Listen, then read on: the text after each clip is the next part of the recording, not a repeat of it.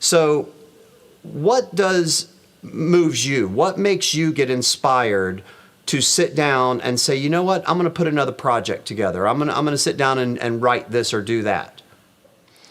Oh, let's see. I guess it's just no answers coming to my head right away. And I've had the good fortune of being interviewed a fair amount, and I realize like sometimes I don't know the answer to the question. It's I mean, to me, and like an album is always really daunting.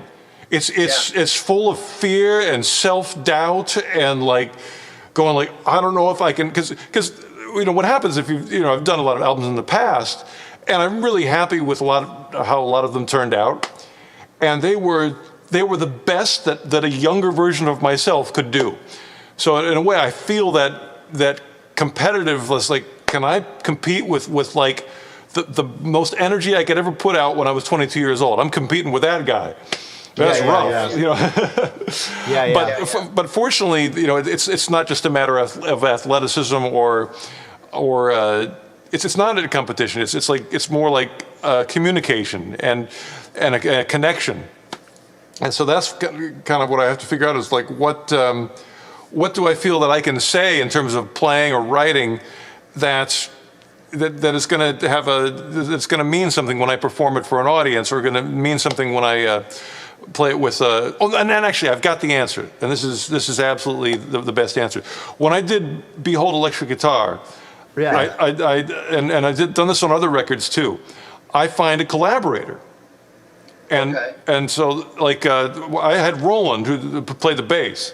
I had him come out early, and I everybody else I kind of like went in the studio and I just show them the songs that day, maybe, or we would rehearse a little bit. I mean, the drummer, because the drummers had to learn it that day because they were didn't expect to be hired on the spot. Right. But minimal rehearsal with everybody, except for Roland.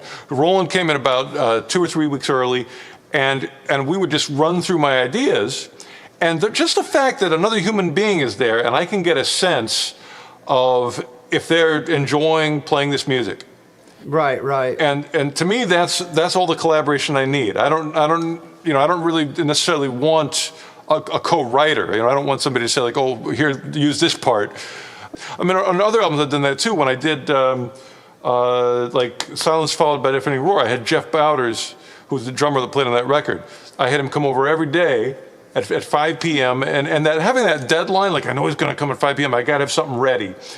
And he was my audience, and he was the person. I just get a sense like, is he digging this? And it's sort of safe because if he doesn't dig it, I'm not going to get publicly shamed. All I know is like, oh, maybe I'm not going to use that idea. So it's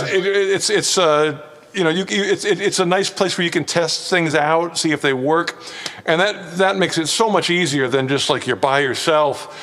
I mean, I could do an album by myself with nobody listening. I could get it done, but it would be hard. And it'd be a lot less inspired, and it would take a lot longer. And you put one other human being in the mix, and it just flows. It's just like, okay, well, they seem to be digging it, so let's keep going. I forgot. Stack of dimes become what a dollar, am I going to do right? next? Boy, well, it's a wild world out there, and who knows? I just keep on being musical, connecting. And in whatever format is available to me, and the school has been amazing. I think it will continue to be. Because you are true and real, and that comes across without you trying. I think the world has seen that, and especially here in the U.S., I think that you probably have that snapback effect, like I said, that kind of Daryl Hall got from Live at Daryl's House, and I'm loving seeing that happen. All right, got most of them.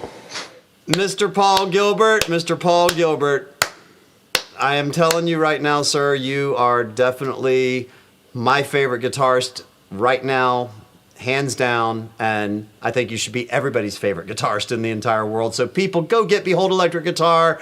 Thanks so much, buddy. Thank you. Right on.